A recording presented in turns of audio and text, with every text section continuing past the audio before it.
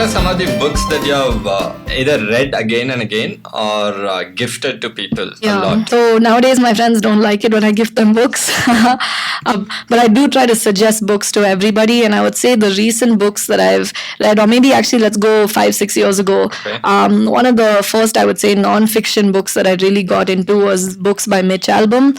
And Mitch Albom talks about things at a very simple but a profound level, I feel. And specifically the book, The 5 People You Meet in Heaven, that book was just an amazing read because it made me so aware about, we do have only one life and it is pretty short, and we should be grateful for every single person that we meet. It was really a book about human relationships, about regrets, about not having them, about every single person in your life contributing to you in ways, and you contributing to every single person in your life without even knowing it, whether it's someone you by mistake bump onto in the street, or it's a line that you say to one of your juniors, or even to your mentors, and it really reshapes them. I would say that book really evolved. Who are these 5 types of people? So in the book, so the 5 types of people for him is really strange, different kinds of people. So one of them is obviously his partner.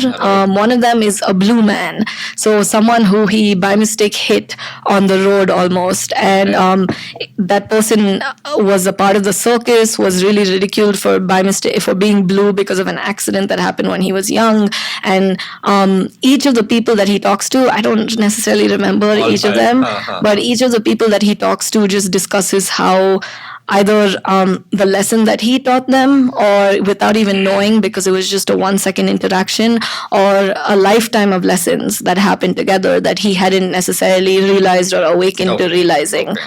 So that was a huge book, and I think that eventually that book would evolve into the book that my mentor Shobha Managoli wrote, which is Powerful Dialogues. I can suddenly see that connection now, which is that her book really talks about how a single dialogue can change the trajectory of someone's entire life, whatever that dialogue is, and how therefore it is very important to be conscious of our words, to be reflective of our words, and to recognize that words have the real power because they're all that we can remember about people. So that's one book. Yeah.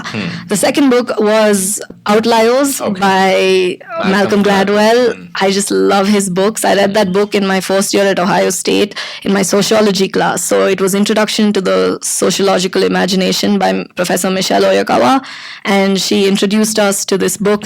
And when I read it, I just loved it because I saw how even from your mindset to your environment, how everything shapes your ability to do this thing we call success. So that was the second book.